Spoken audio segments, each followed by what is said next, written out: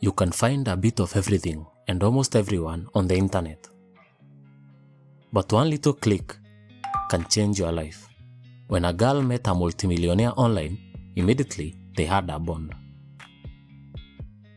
He was rich, controlling, and demanding, and basically everything she wanted.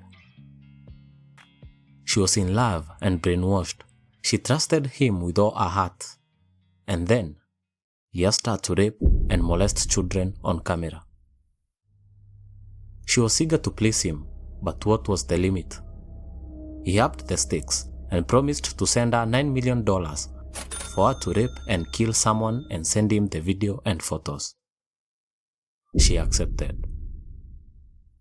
Today, our case takes us to the land of polite people, maple syrup and Ryan Reynolds. If you haven't guessed it already, Canada.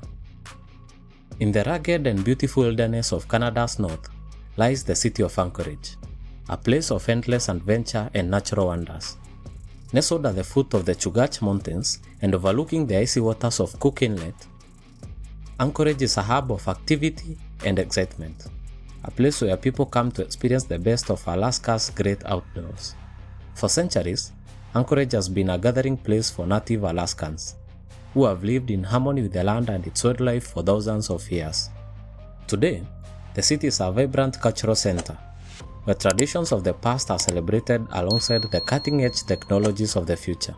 From hiking and kayaking to whale watching and aurora hunting, there is something for everyone in this majestic land of ice and snow.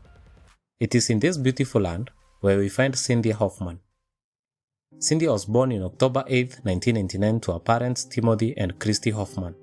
She graduated from Robert Service High School and then went on to attend the ACE-ACT program, which is an alternative career education program that enables students to live and work independently. Also, it supports students with cognitive disability and smoothens their transition to high school. She had also worked in restaurants, but truly, she enjoyed working hand in hand with her father on job sites, measuring windows, churning concrete, and working hard. Cynthia suffered from autism, but this did not affect her charming ability to make friends.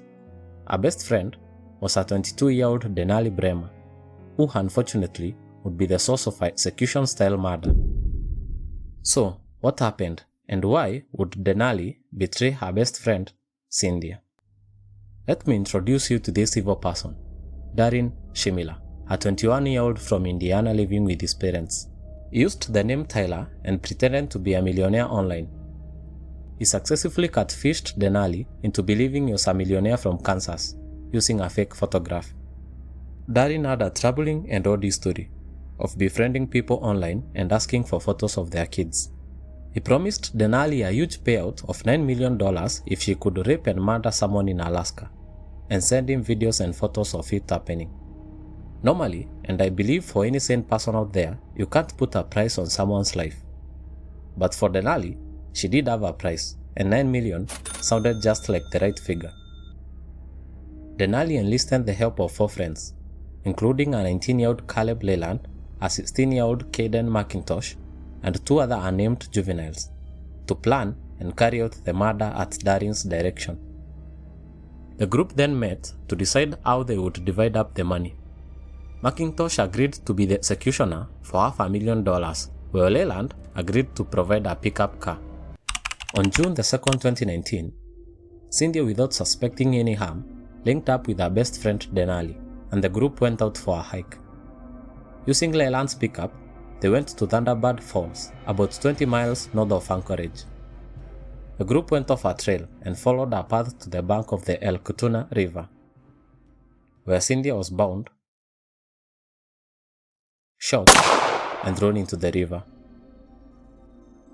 They destroyed some of her clothing, purse, and mobile phone, and Denali texted Cynthia's family to let them know that they dropped her off at Polar Bear Park in Anchorage. 2 days later, both Denali and McIntosh were interviewed. McIntosh was arrested, but Denali denied any involvement. Police continued the investigation and interviewed Denali again 2 days later, after they found a Snapchat video in which she appeared to confess. Denali ultimately admitted to being solicited by Darren to commit the murder, and that the murder was planned once she realized that she had been catfished. Darren admitted to his role, saying he chose Cynthia as the victim and told Denali to kill her. He also told officials that Denali communicated with him throughout the murder and sent Snapchat pictures and videos of Cynthia while bound and then after the murder. He also allegedly told them that he and Denali talked about killing another person, but that plan was abandoned. He admitted to blackmailing Denali into raping children. Darren and Denali were also indicted on federal child porn and child exploitation charges. Speaking at a news conference, Brian Schroeder, the US attorney in Alaska, warned that the case should serve as a warning to parents. For all the good that the internet can do, it can be a very dark place. Denali pleaded guilty to one count of murder in the first degree. Anchorage Superior Court Judge Andrew Patterson accepted the plea as part of a plea agreement. Prosecutors dropped the charges of conspiracy to commit murder in the first degree, solicitation of murder in the first degree, tampering with physical evidence, and 2 charges of murder in the second degree. She faces a minimum of 30 years and a maximum sentence of 99 years. A 3-day sentencing hearing is slated to begin on August 22, 2023. As for Darren, he is charged with numerous federal child pornography charges, and he is also charged with murder in Alaska. Denali also faces federal child pornography charges. Caleb Leyland, who let Denali and McIntosh borrow the car the 3 traveled in that day, is also charged with murder by Alaskan authorities. Trial dates are not yet set for Darren, Leyland, and McIntosh, but they have a shared court appearance set for March 15, 2023. That's all for today. If you enjoyed this, give us a like, and if it's not too much, subscribe. See you in the next one.